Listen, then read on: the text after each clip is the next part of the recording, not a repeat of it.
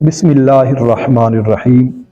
معزز ناظرین کرام، آج ہم ایک اللہ کے پیارے نبی صلی اللہ تعالی علیہ وآلہ وسلم کے پیارے صحابی جو کہ نوجوان تھے، ان کی قناعت کا ایک بڑا دلچسپ واقعہ لے کر حاضر ہوئے ہیں۔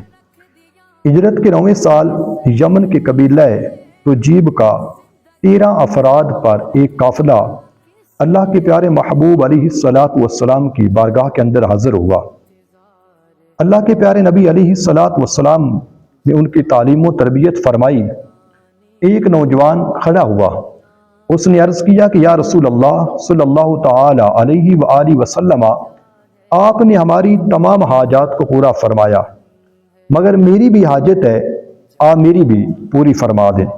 مدینے کے تاجدار صلی اللہ تعالی علیہ وآلہ وسلم نے فرمایا، وما حاجتک، اے نوجوان تیری کیا حاجت ہے، تو کیا چاہتا ہے؟ اس نے عرض کیا، تسأل اللہ، یعنی اے اللہ کے پیارے محبوب علیہ السلام، آپ میرے لیے اللہ سے سوال کریں، اللہ سے دعا کریں۔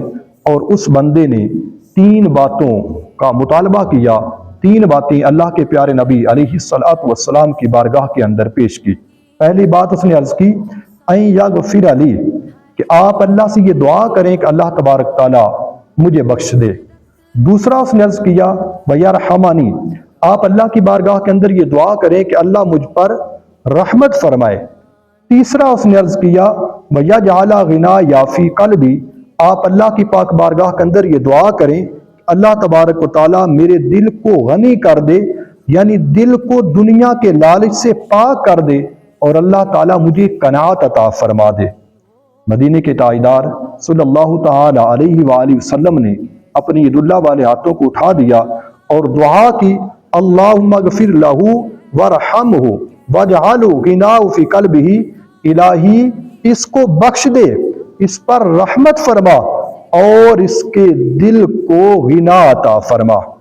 مدینے کے تاجدار صلی اللہ تعالی علیہ وآلہ وسلم آئندہ سال حج کے دنوں کے اندر مینا کے اندر اس قبیلہ کے کچھ افراد آپ کی بارگاہ کے اندر حاضر ہوئے تو میرے پیارے آقا علیہ السلام نے اس نوجوان کے متعلق پوچھا جس نے اپنے لیے 3 دعائیں کروائی تھی۔ تو ان قبیلے والوں نے کہا، ما رعینا مثل وقنا منہ بما رزقہ اللہ، انہوں نے کہا کہ جیسے وہ اللہ کے دیے پر خوش ہے اور قناعت کرتا ہے، ہم نے اس جیسا کسی اور کو نہیں دیکھا۔ تو مدینے کے تاجدار صلی اللہ تعالی علیہ وآلہ وسلم نے ارشاد فرمایا، انی لارجو ان یموت جمیعا، فرمایا کہ مجھے اللہ کے در کی امید ہے کہ اس کی موت ایسی حالت کے اندر آئے گی کہ اس کا دل دنیا کے غموں سے پاک ہوگا۔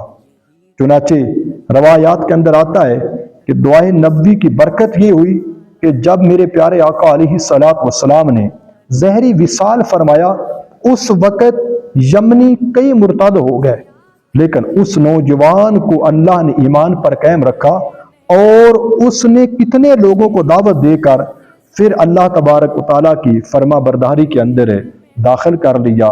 اللہ کی پاک بارگاہ میں دعا ہے کہ اللہ تبارک و تعالیٰ اس صحابی رسول کے صدقے ہماری بھی مغفرت فرمائے۔ وآخر دعوانا ان الحمد للہ رب العالمین۔